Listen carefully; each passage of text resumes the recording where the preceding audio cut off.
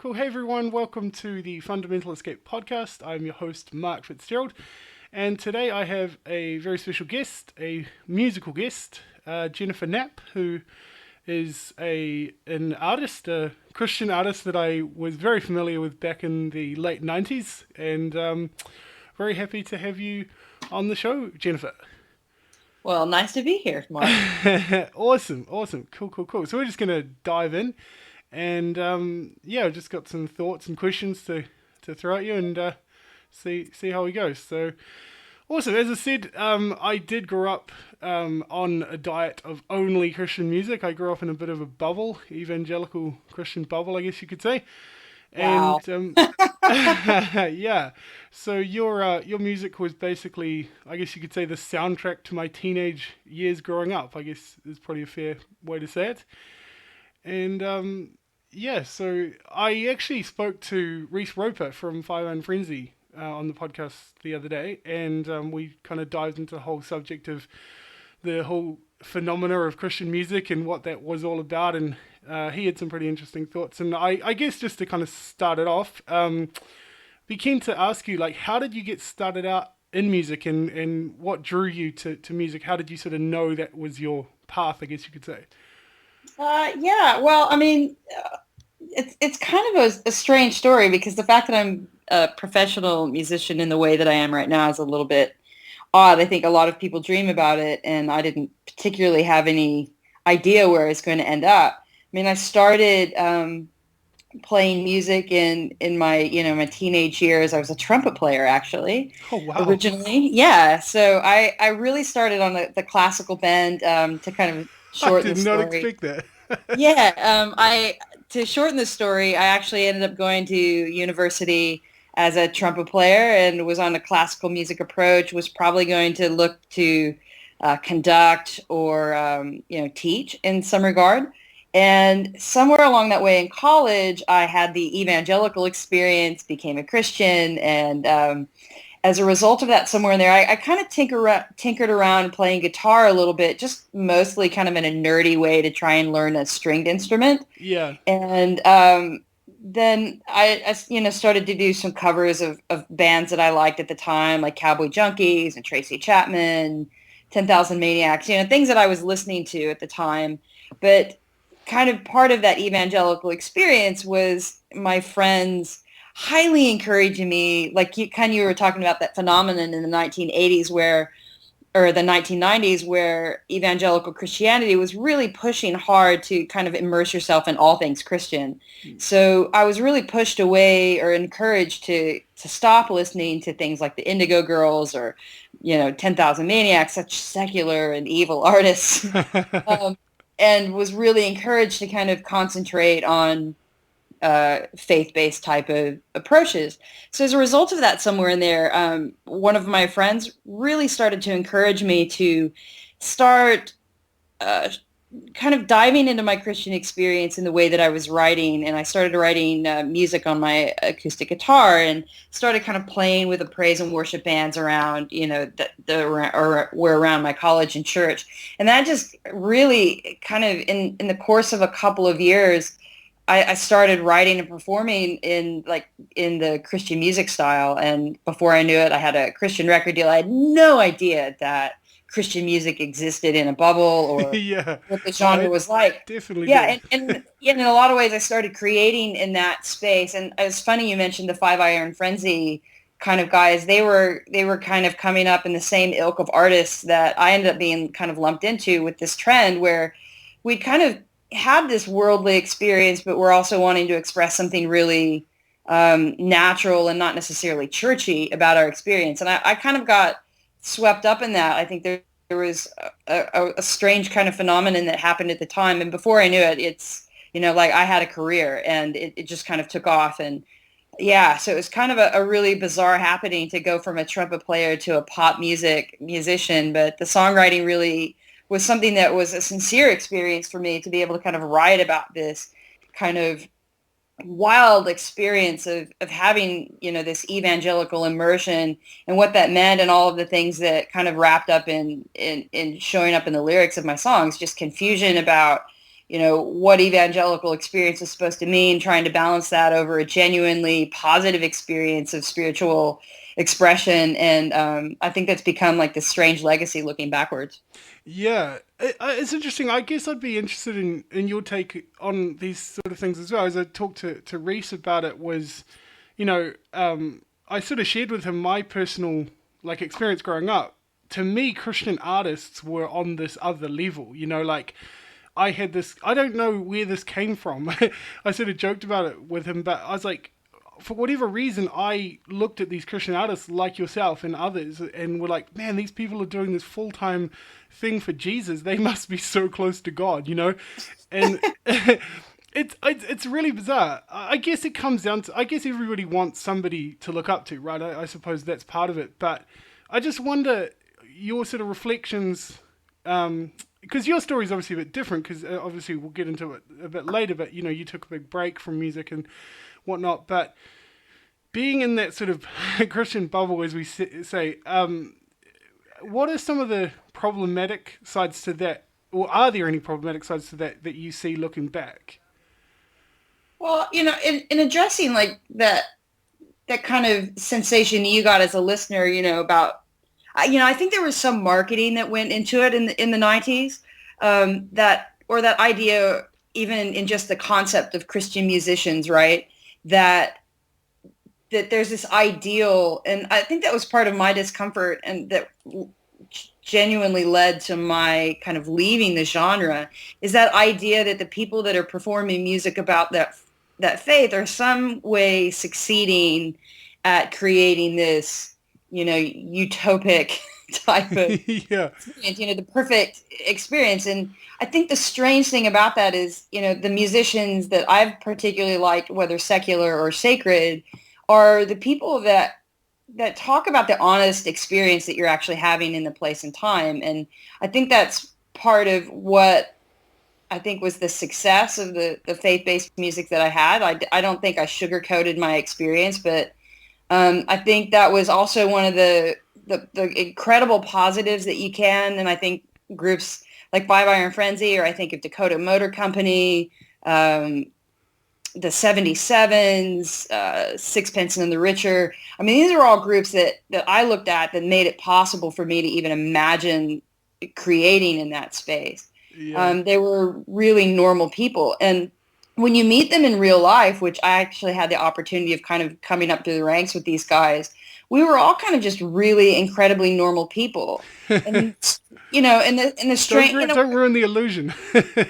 the strange thing is, when the marketing comes out, there was and I don't know if you experienced this in New Zealand, but part of what happened, say in the retail place, was that parents were, at the Christian bookstore were being told, listen, if your kid likes Melissa Etheridge or the Indigo Girls, then don't let them listen to that anymore. Let them listen to Jennifer Knapp. And which is so bizarre, because, and even as as an artist, people would ask me who my influences were, and I would, they were 90% secular artists, and I learned to not talk about that, because when I said that, it was going against the marketing that people were trying to do. And so I think it's the blessing and the curse. On one side, it's really great thing, I think, to be able to show and express your faithful and your experience, your spiritual experience musically. I think we do that in all forms of music. We express what we're experiencing.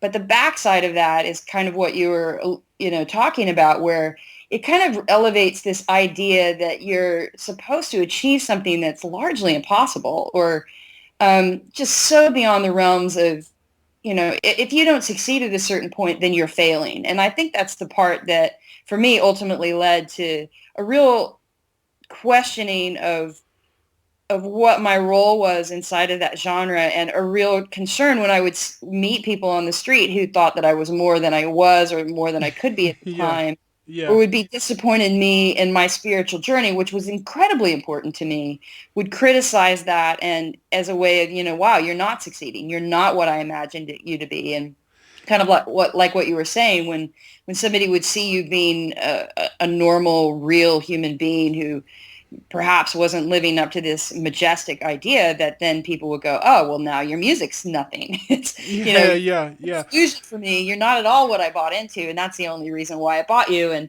why I listened to you. And I think that as a musician, for me, somewhere around the course of that process becomes not a very good trade, And I think what I learned from that, from a spiritual level, is that inside a faith community, if we can talk and we can aspire to being the best versions, or the holiest versions of ourselves. But there's a really interesting kind of gradient, I suppose, to allowing grace to have happen. I mean, life is a journey and it's long, and to the idea that you're supposed to instantly be able to be in this perfect zone, or this holiest of zones, is really kind of antithetical, I think, to the Christian experience. So it's kind of a fun thing to have to learn. But when you're in your 20s, you just feel the pressure of that, and as you get older, you start going, "Hey, Yeah. mate," Well, how old were you when you started out in music? Relatively young-ish. I mean, like I said, I'd been doing music for quite some time before I got onto the Christian music scene, but I was probably in my early 20s when I started touring independently, long before I made like an any kind of national or international level of recording, recognition. But, I retired from the Christian music industry when I was 26 or 27. So I was still relatively young, and It's an early retirement. yeah, it was. But at that time, I think it was kind of, a strange experience. And I think even more so, like in terms of Christianity, I'd only been a Christian maybe for 2 or 3 years by the time I was touring heavily and becoming a poster girl for Jesus, so to Wow, yeah, speak. it's interesting. You sort of hinted at that before, and that kind of stuck out to me because, from my perspective as a listener to your music, you just kind of naturally make the assumption that, oh, this person's been a Christian all their life, kind of thing. Like it's quite interesting to hear you say Yeah. that. And I think I think that what's interesting when you look at the timeline of what was happening in the 90s, and kind of the interesting part of it is a lot of the musicians that were like me, that were coming up and were kind of expressing this new experience, were actually relatively new. They weren't Christians that had grown up with Christianity. Like a lot of the artists that had before, most of the artists that you had seen were lifelong, family long. I mean, Christianity was a part of their daily lives. And so I think part of what had happened in the 90s is you were starting to see a lot of people who had had cross-cultural experiences that were, that were not necessarily quote unquote new to the church as in babies and didn't have anything to contribute, but rather culturally able to express something about the evangelical experience that we hadn't yet seen in the genre before. Yeah, yeah. I suppose just to dive in a little bit to like your music itself. One of my favorite tracks ever has to be, I'd have to say, is Martyrs and Thieves. And I was curious because a lot of your songs are like very, it's kind of storytelling, right? Like you kind of take us somewhere, and I just love that, and I don't like the idea of sort of deconstructing like a song completely, like line by line or anything like that. But with a song like that, I just sort of wonder, generally speaking, like where does that come from? Like where do you find that? Yeah, I wish I knew where to go. Times where I'm songwriting. I mean, I think it's kind of, Martyrs and Thieves in particular is a song when I really think about writing it, I actually really I intensely remember the experience of when and where that happened. Because that's the way I would describe it. It was something that happened, not necessarily something that I felt like was created. I mean, I was sitting in, I wrote that song long before I had a record contract. I was kind of hashing out my own spiritual experience. I was a newbie in the church and wildly excited about this new life I felt that I had, but also a complete confusion of the guilt and the shame that I felt in walking into a church when everyone expected me to be better than I knew that I could be. And there were a lot of songs on Kansas, which is the record that's from.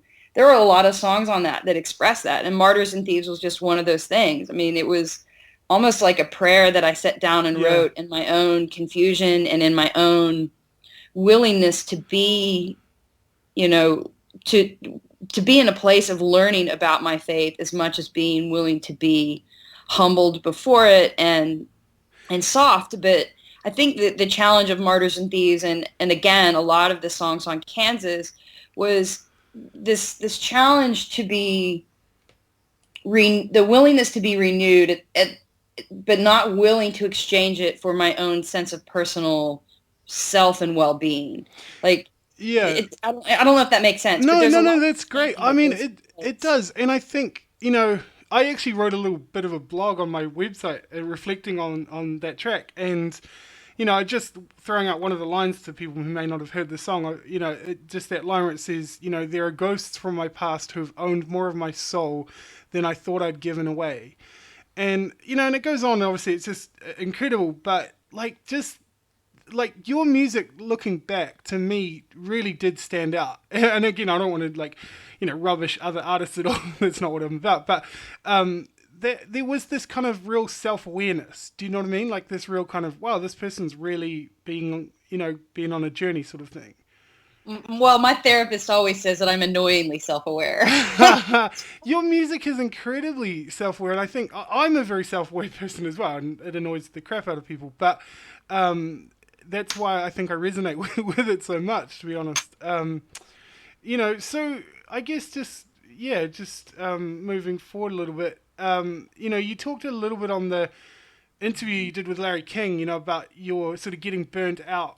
You did sort of, I think, was it 2 records back to back and tons of touring and stuff like that, and you just kind of got burned out. And I wonder if that sort of, I don't know how much you want to say about that kind of burnout phase or anything like that, but, part of my podcast, I guess you could say, I consider myself a bit of an evangelical burnout sort of thing, like growing up all my life in the church and things like that, and kind of had to really question everything I believe, and not even knowing sometimes if I can continue holding on to my faith. And I just wonder if that burnout is almost on 2 levels, where it's like, as an artist, you obviously want to be good and put out music that's great, but at the same time, being in that Christian world, there's that added pressure of like, I'm an ambassador for Jesus as well, like at the same time. And I wonder if those 2 things combined are sort of a perfect storm for a great burnout. Well, I think I tend to, like, at this point in time, I've been a Christian now for over 20 years. And I think one of the things that I was starting to understand earlier in that experience and that I'd probably describe now is that, I tend to think that we live seasonally. I think there's time for great growth. I think there's time for just chilling out and, practicing what you know. And then somewhere in there, you learn that you don't know something and you've got to kind of move on to the next thing. And you kind of have these ebbs and flows of learning and practicing, learning and practicing. And I think the experience that I was having, particularly as a young Christian and then also as a professional Christian, it was always this kind of sense that you're high achieving all of the time. And you're always accomplishing, you're always learning something new, you always have something to say. And, I got to a space where I was like, I don't have anything more to say about this. Like, I have to just chill out. I need to not have to go to church every single day of every single minute of every single day. Yeah. I need a break from obsessing about Jesus. Yeah. And which for me at the time was it caused me a lot of guilt. It caused me a lot of anxiety, and it made me feel like I wasn't, the spiritual person that I was supposed to be, because kind of in a crass way to say it, I kind of stopped giving a shit. Like, I just love it. Like, man, I just needed a hot minute to just not have to talk all the time about and frame everything that I said and thought and did into a spiritual language. In long term, it made me feel disconnected from the rest of my experience. I was fatigued. Yeah. And to express that in that environment, I think this is something that for people who've had an evangelical experience kind of run up against too, is when you just kind of need a break to just chill out and quote unquote be normal.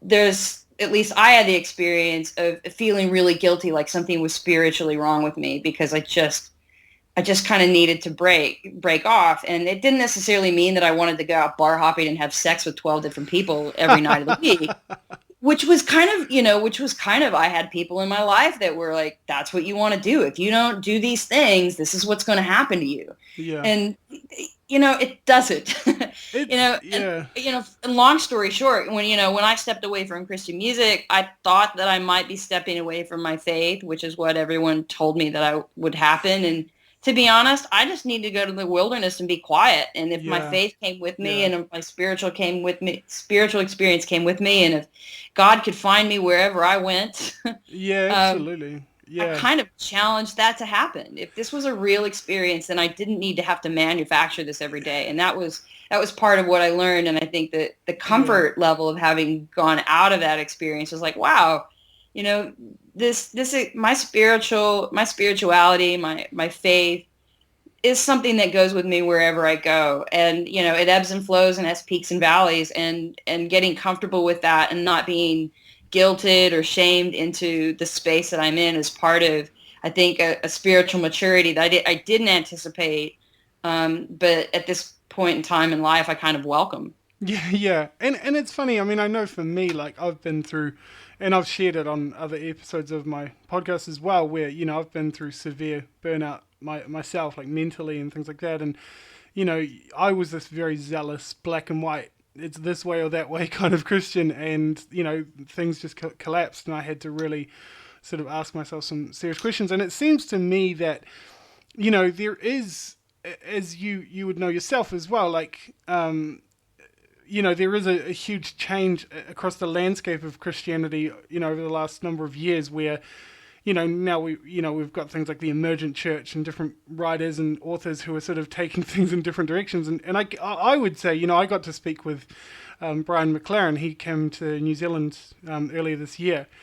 And he's been a real sort of person for me that's helped. His writing has sort of helped a lot to sort of create space for me to go, hey, there's some room here where, like you said, other people, I think oftentimes people want to, if you don't know your own story, I think there's plenty of other people that want to tell you what your story is. Like they'll tell you, oh, you're leaving the faith, or this is what's happening. And I think you have to kind of figure that out for yourself. Do you know what I mean?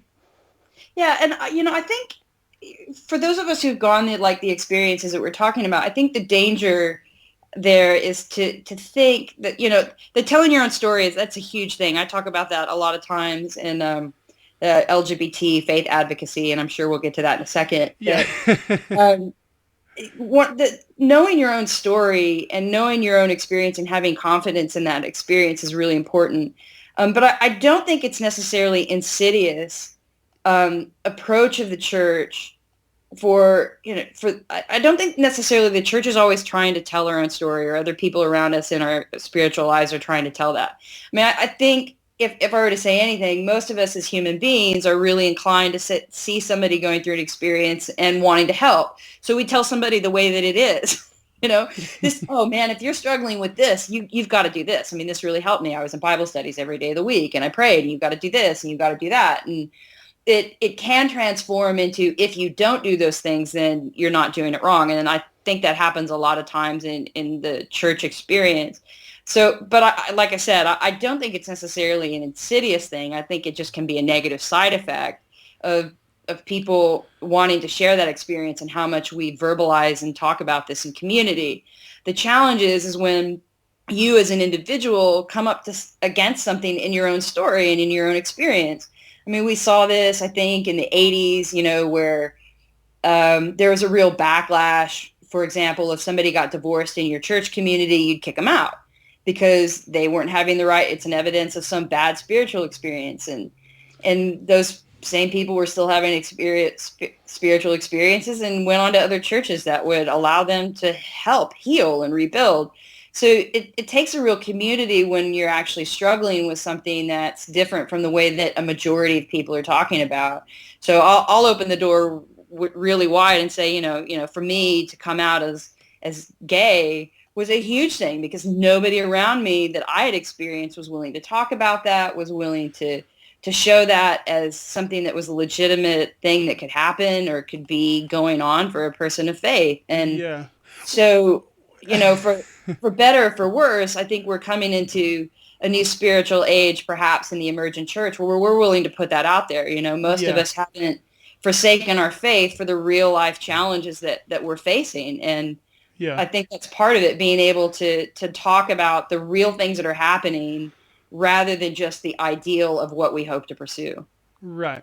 Yeah. So, I mean, I have to say, I'm quite grateful that you brought up the whole subject of homosexuality, because I was kind of edging towards it diplomatically, and I didn't want the whole interview to be about that, to be quite honest with you.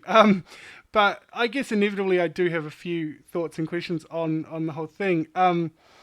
It's funny how I came across. Well, I had some friends who somehow, I guess, online found out the whole story that you'd come out and everything like that, and they sort of told me in this kind of way of like, Jennifer Knapp is gay and she's not even like sorry about it, kind of thing. And I was like, okay, that's kind of like, what a shame and what yeah, a pity. yeah. So that was kind of that's how the story was kind of put to me, and I was like, okay. And then I went online and someone had uploaded the Larry King episode and things like that, and so I watched that, and my first reaction was like, good. Like, finally there's a voice. I had this, I don't know if it was like a rebellious thing. I have no idea, to my like Christian background and growing up and things like that. But I was like, I just had this real sense of like, finally there's a sensible voice on the table discussing this subject, right? And I guess going back to what I was saying before about other people telling a story. I mean, there was the guy they had on, the pastor that came on and sort of tried to implore you, like, come back to the faith, Jennifer, and all this kind of stuff. Right.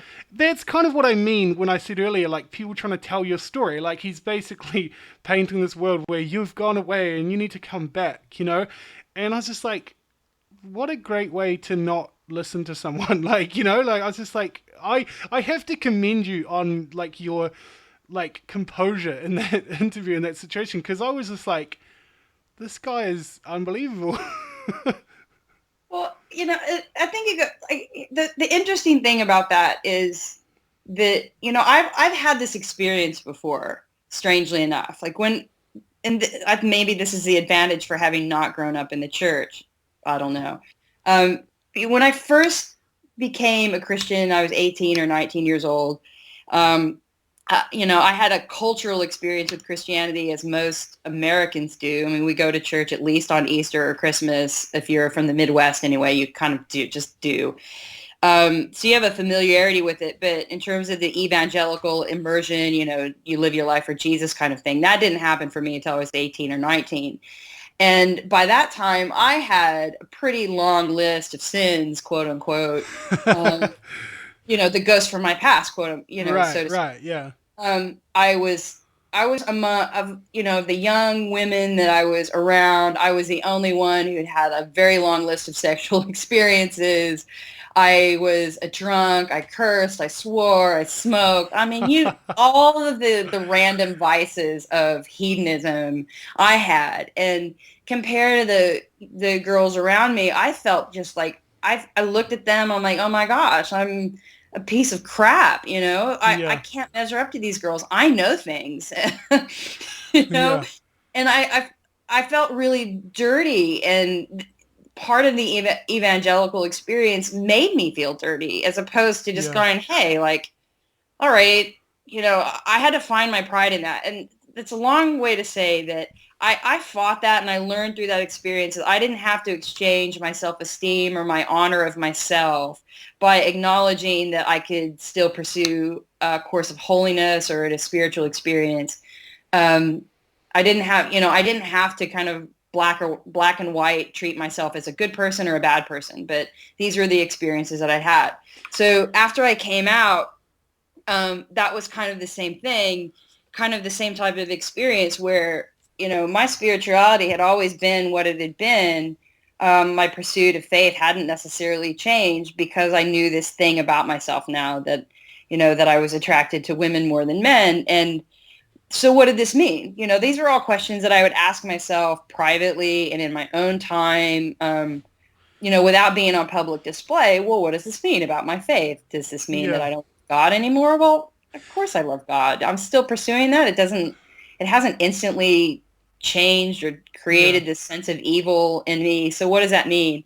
And so kind of going through that process again for the second time, but with a different subject was a little bit easier, strangely enough, personally. Yeah. It's a whole other thing to do that on, on a public landscape, obviously, but to kind of have that in my back pocket and kind of having worked through that experience, I didn't have such a hard time of battling the shame factor when somebody would, tell me that I was shameful for being gay. Yeah. Uh, I'd kind of already worked through that, and I had my confidence in my faith and in the Yeah. redemption that I'd already felt like I'd experienced, and I wasn't willing to exchange that. Yeah. And In that interview, I have to say, like, you definitely came across as someone who was very comfortable in your own skin, right? Like, you didn't come across as this person trying to, like, justify yourself or prove yourself or and it was interesting to me, the whole premise of the show was, can you be Christian and gay?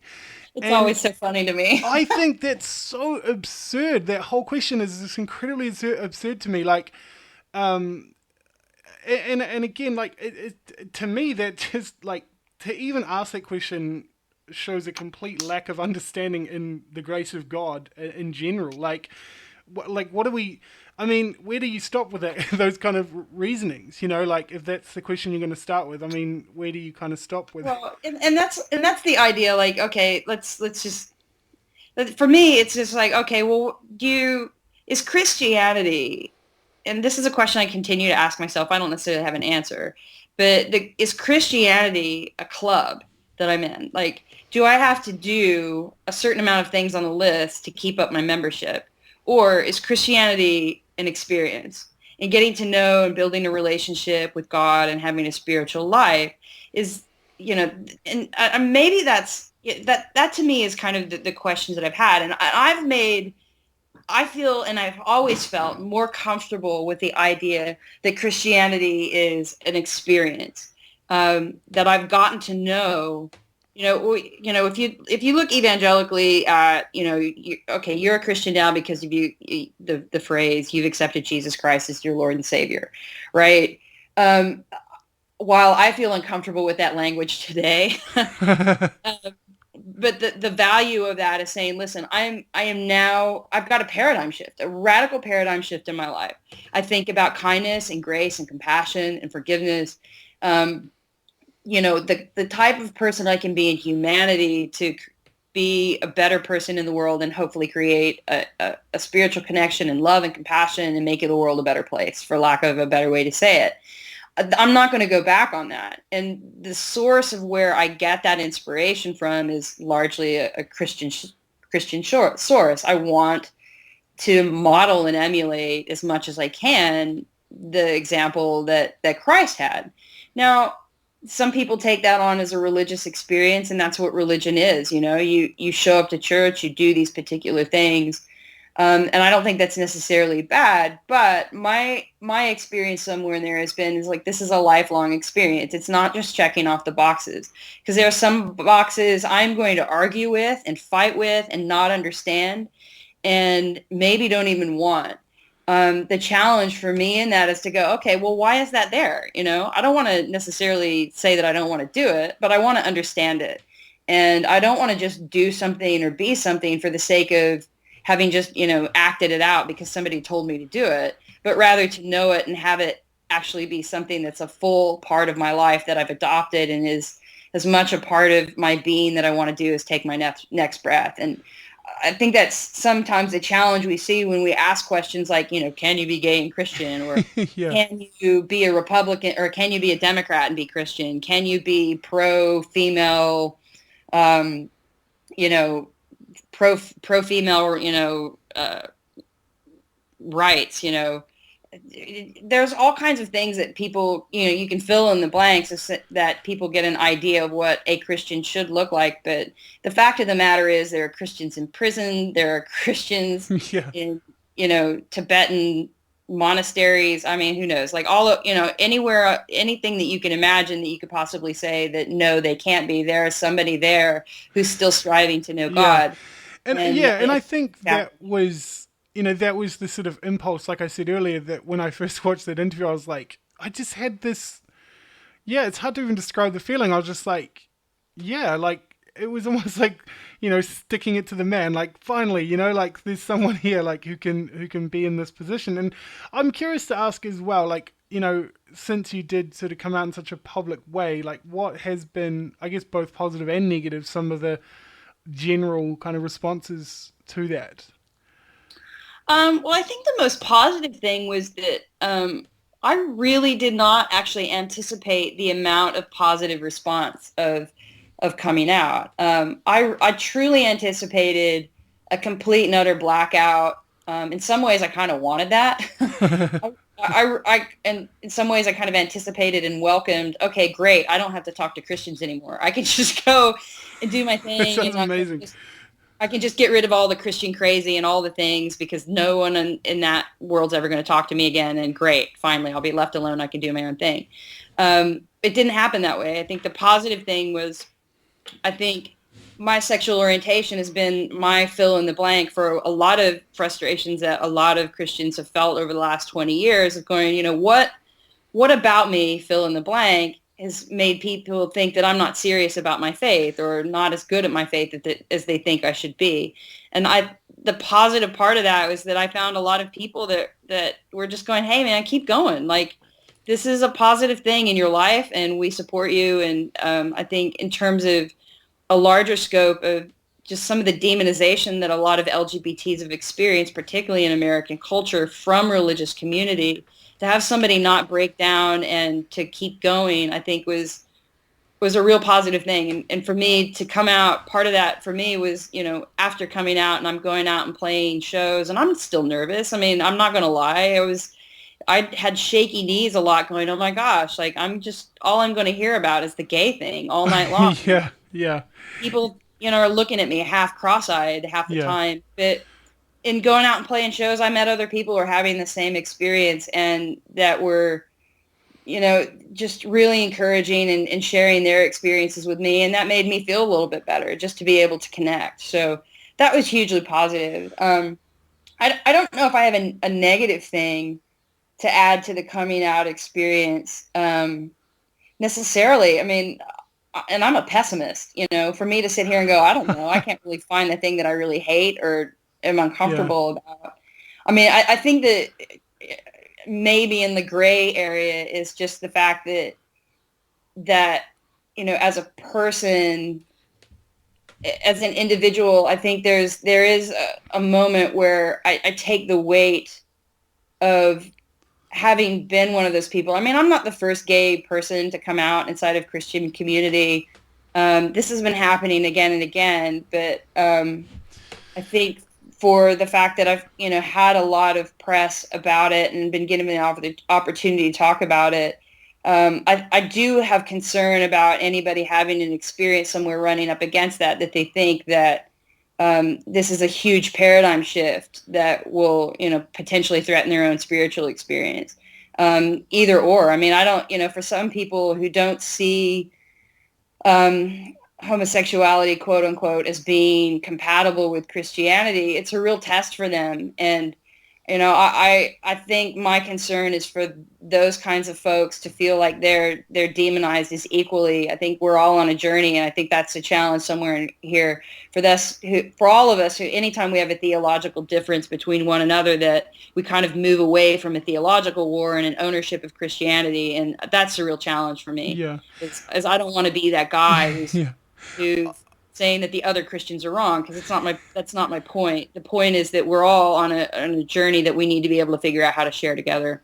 Yeah. I suppose just on a practical level, potentially on the negative, was there any like ramifications in relation to the sales of your music? Like, were there stores that kind of pulled records off the shelves and stuff like that, or did that happen? Or Yeah, pretty much I'm the sole distributor of all my Christian back catalog now. it's like, here, You know, have it. yeah, I mean there are Christian retailers that, I mean, they haven't necessarily stopped selling them. I mean, it's kind of a tricky slope because on one hand, like there's no reason to stack my records in a Christian music bookstore because it's been, 10, 15 years since I did my last record. Um, so you just don't stock those kinds of records that are that year, but you still have access to them. If you want to buy it or you want to go order it. And so, some stores will still sell it, but they don't really advertise that they sell me. I will say that a lot of times as a recording artist, whenever you come out with a new record, any artist, you usually end up selling, you usually have a bump in sales in your back catalog. Because everybody's, oh, Jen Knapp's got a new record out, and oh yeah, I really like that record from 2001. I'll go buy that too again, or whatever. You see that kind of thing, and my sales compared to other people's is not quite as high. It's a combination of the secular music that I'm doing down, the mainstream music I'm doing now. People aren't that inclined to go back and buy a faith-based catalog, and it's also pretty hard to, you have to kind of go out of your way to find my old stuff. So it has been affected in some ways compared to other artists, but it's also a little bit hard to tell. The economy is just a totally new one. So I don't really want to bash it, but there's no doubt that there are refusals of faith-based people, faith-based, retailers and media who are just absolutely refuse to talk about me. And for example, I did a book called Facing the Music that I released last year, and Christian retailers, even though it's talking about somebody that's very familiar to their audience, many of them won't stop or push the book. It's funny, I remember Rob Bell mentioning a story about how he ended up going to this Christian bookstore. Someone told him a story of how they went to a bookstore to ask for his books, and the guy was like, yeah, we do have them, but they were behind the counter and they were in brown paper bags. Yeah, and that's, I've heard stories of, I don't know this for a fact because I don't go into Christian bookstores and try and buy my own stuff. But I've had other people say that's basically the way my products get treated, is they'll sell it and they'll make money off of it, but they won't advertise it and they don't want to tell anybody. So it's kind of this, I think if I had any comment to make about it, it's this strange hypocrisy about that type of thing where if you don't want to sell it, then don't sell it. That's the only thing I've ever said is like, listen, if you're not going to put me on your shelves because of any issues with sexual orientation, then don't sell me at all. Like, just don't do it. Like, why would you take the money? Yeah, I guess you could they could compartmentalize. They could be like, well, this was her Christian stuff and this is her not Christian stuff. Like put it into categories. But I guess just in sort of winding down, I watched your the TED talk that you did. You did some music and a bit of speaking and things, and I was keen to sort of jump into the kind of points you reflected on. You sort of talked about the three different points that you sort of wound up with. Was the first one you talked about how it's difficult for prejudice to survive proximity, and I thought that was quite interesting. And again, like I'm so keen with these conversations that I'm having to talk to. I was actually jokingly saying to someone yesterday, if you got all the people I've spoken to over the last 6 months in a room together, it would be a very, very interesting interaction because they don't see eye to eye on everything. It would just be a very funny thing. But yeah, I thought that was quite interesting to sort of say. And then you did quote, was it Martin Luther King? He says, our lives begin to end the day we are silent about the things that matter. And I thought it was interesting, and it made me think because I spoke with Jay Baker earlier this year, and there's a clip on YouTube of him coming out in advocacy for gay marriage, and this was a number of years ago when it wasn't sort of done at all. Yeah, and that was quite an impact on me, and he actually quotes Martin Luther King as well, who basically says it is not the cries of our enemies that we remember, but the silence of our friends. And then he's sort of like choking up and he says, I won't be silent for my friends anymore.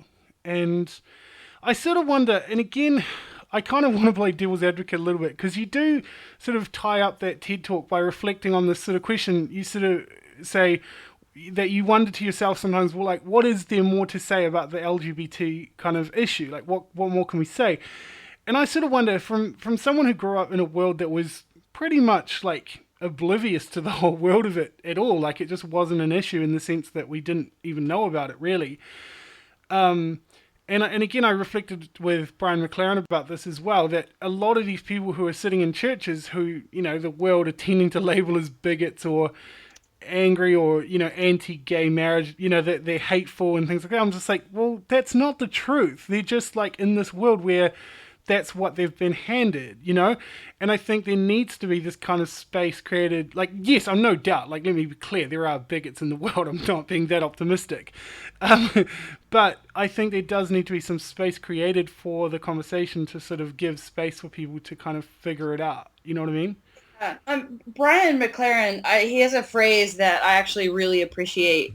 He talks a lot about the inheritance of what we've learned spiritually inside our faith communities. That we come into it and we're taught, and we, whether it's purposed or just cultural absorption, we inherit that. And sometimes the things that we inherit, later on down the line are things that we realize we don't really need or want. And, Yep. And that's not necessarily a bad thing. I think there's a real tendency to kind of demonize, well, you left me with this crap and now I've got to deal with it and it's all your fault. And I don't have time for that. I'm going, all right, well, that doesn't really, yeah, I mean, I inherited, when I stepped into evangelical Christianity, nobody was gay and you weren't allowed to be gay, for an example.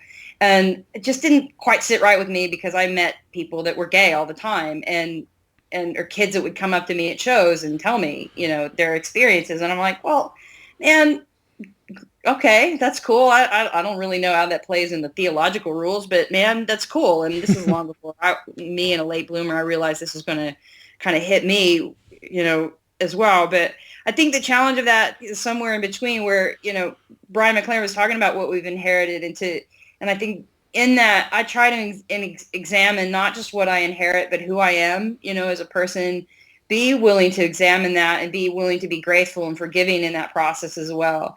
And, kind of tying in the Martin Luther King kind of thoughts of silence. And I think the trend that we're experiencing in the, if you want to call it the emergent church movement right now, is that we're willing to talk about more of these things. And the challenge in all of that is in those safe spaces is to create kind of the safety, I suppose, of being able to say, well, these are the experiences I'm having. Please don't demonize me or put me out because this is the experience I'm having. I may have to relearn something. I may not understand it. Like you said, I mean, there are people that are going to come out of what they've inherited and want to hold on to a very, quote unquote, bigoted approach to sexual orientation and gender identity. That may work for them. And the challenges for me is if that's what works for them is to still figure out how I am going to be graceful to that and how I'm going to communicate that when that perhaps maybe affects me negatively. So the silence is a big deal. And, I've had that experience in my own life. I mean, there are people that I really wish would stand up and just support me in public that don't support me in public, that support me in private. And it hurts. Yeah. Yeah. But part of that is, us breaking that silence and being talking about it. And I'm somewhere in the middle. I'm not a hardliner. I'm not necessarily out on the streets. I've never fancied the kind of going out on a big pride parade with tidy whities. We're queer, get used to it.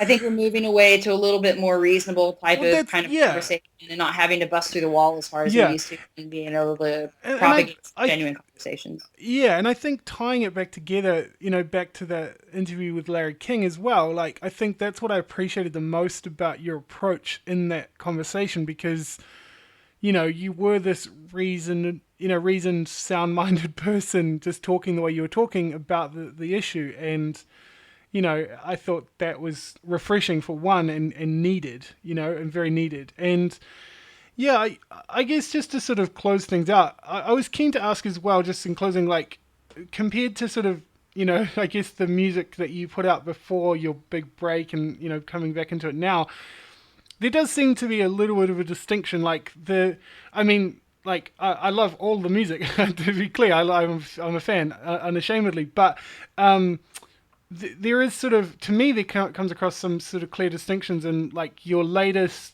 sort of music does come across more human, more relaxed, like more like this person's been on a real kind of journey even more, and like kind of just very human, if I can say it that way. Yeah, well, I think somewhere in there, it's the idea of getting comfortable with what you've got. If you I don't know if you've ever read any Peter Gomes, but Peter Gomes is relatively famous for saying, "I am what I am, and I've got what I've got." And I think if there's anything that I've kind of tried to relax into more through the recent years, is just to be honest with what I've got, and to not feel like I have to buy into the pressure of becoming something that I'm not, or to be something, to create myself to be something that's not honest with the journey that I'm on. And I think it's reflected in a lot of the music that I've tried to do. Is like, listen, there's a time for growth, and there's also a time for trying to just, it's kind of weird, because coming from an evangelical background, I sometimes feel like the criticism of this kind of thought is that you're just being lazy and you don't want to grow, or you don't want to be a better version of yourself. But it's not quite that. It's just saying, listen, I'm really comfortable in my own skin. I'm really comfortable with my own journey, and I'm going to be okay with that. But it doesn't mean that I don't aspire to be more holy, to be more kind, to be more generous.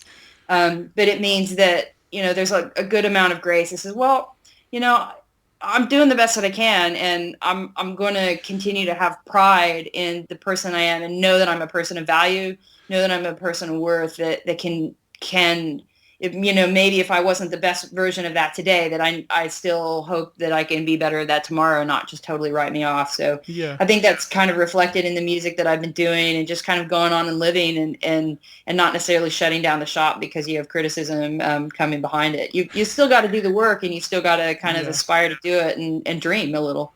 Yeah, I think that's a really awesome place to land the conversation, because I was just thinking, and what you just said there about people thinking you're sort of lazy in your approach and things. I think that sort of resonates with me as well, where I sort of had to step away from everything, and people kind of sometimes can conclude that, oh, you're just you're done, you're just going against your faith. And it's like, no, I had to step away because I want to be more faithful, not less. It sounds weird to say it like that, but yeah, it like, does. you just And have to get the hell away from it to go, what am I about? What do I believe? When you sort of have grown up in this world where you've been told what to believe, and you've been handed all these ideas, you go, what is valuable to me? What's left when it's all stripped away, sort of thing. Yeah. Well, I think somewhere in there, like I love Henry Nouwen's book, Reaching Out. He talks about the difference between loneliness and solitude. It's a great, easy read. But the other part of that too, through that experience, is the observable Christian faith. I think sometimes in that we think we value a lot, especially in Christian circles, that you have to be observed doing your faith, and if no one can see you, then you're up to no good. Yeah. And the reality is that sometimes you have to go into your own private space, and you have to be able to have that experience privately, and let it grow and let it take root, so nobody else can uproot it. And I think that somewhere in there for me has been part of that experience and journey that's been the most valuable, even though the whole time everybody's saying, get out here, we've got to see you, we don't trust you. Mm. And I think that's a real risk I felt like that I've had to take, and that we can take with our spiritual experience, to not necessarily have to buy into that the observed faith is the only faith. Yeah, that's awesome. That's a great place to wind up. Well, thanks so much, Jennifer. It's been amazing to have you on the podcast. And yeah, what's next for you? Like, are you doing some touring at the moment, or recording, or what's happening? Oh, yeah, thanks for reminding me. Well, I just got finished up with touring this fall, so I'm on a bit of a break until the spring. I'll be touring the States again from March through the spring of 2016. And right now, I've just got to start thinking about doing some new writing, and thinking about doing a new record. So no Cool. pressure. Stay tuned. Awesome. We'll just leave it there. Cool. Awesome. I'll stop recording.